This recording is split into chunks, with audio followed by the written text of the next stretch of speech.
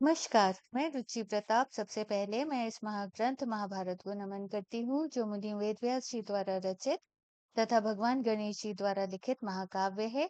इस ग्रंथ का संस्कृत से हिंदी में अनुवाद गीता प्रेस के श्री शास्त्री महोदय श्री राम नारायण दत्त जी ने किया है। कई बार ऐसा विचार जागृत होना कि आप जो सुना रही हैं वो महाभारत तो नहीं है, स्वाभाविक है। पर हमें यह याद रखना चाहिए कि महाभारत वेदों का सार है, जिसमें हमारे लाखों साल पुरानी मनुष्य सभ्यता के उदय का विस्तार पूर्वक वर्णन 1100 चरित्रों के माध्यम से अनेकों तरह के ज्ञान जैसे भौतिकी, भूगोलिक, मानवीय, मनोवैज्ञानिकता आदि का विस्तार पूर्वक व्यास जी द्वारा हम सबकी उन्नति के लिए लिखा गया है। जिस जिसको सुनकर या पढ़कर हम अपने जीवन को श्रेष्ठ बना सकते हैं।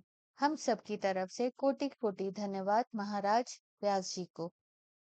25वां अध्याय। सूर्य के तप से मूर्छित हुए सर्पों की रक्षा के लिए कद्रु द्वारा इंद्र की स्तुति। उग्रश्रवा जी कहते हैं, शौनक आदि महर्षियों तदंतर इच्छा अनुसार गमन करने वाले महान पराक्रमी तथा महाबली गरुड़ समुद्र के दूसरे पार अपनी माता के समीप आए, जहां उनकी माता विंता बाजी हार जाने से दासी भाव को प्राप्त हो अत्यंत दुख से संतप्त रहती थी। एक दिन अपने पुत्र के समीप बैठी हुई विनयशील विंता को किसी समय बुलाकर कद्रु ने यह बात कही। कल्याणी विंते, समुद्र के भीतर निर्जन प्रदेश में एक बहुत रमणीय तथा देखने में अत्यंत सुंदर नागों का निवास स्थान है। तू वहां मुझे ले चल। तब गरुड़ की माता विंता सर्पों की माता कद्रु को अपनी पीठ पर ढोने लगी। इधर माता की आज्ञा से गरुड़ भी सर्पों को अपने पीठ पर चढ़ाकर ले चले।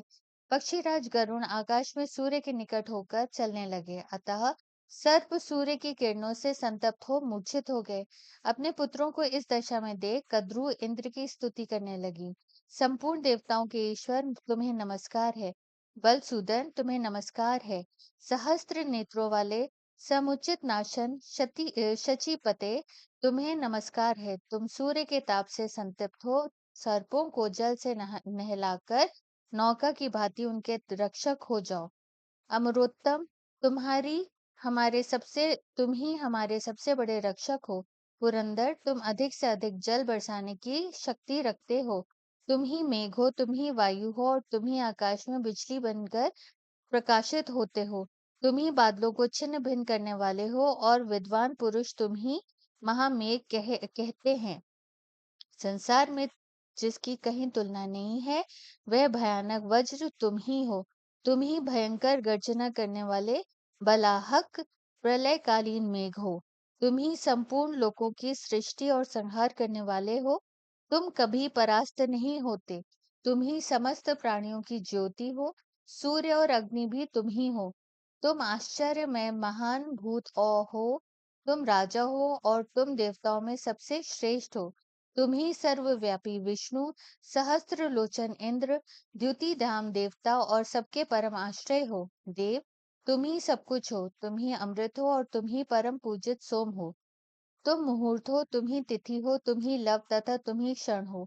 शुक्ल पक्ष और कृष्ण पक्ष भी तुम ही भिन्न भिन्न नहीं है, तुमसे भिन्न भिन्न नहीं है।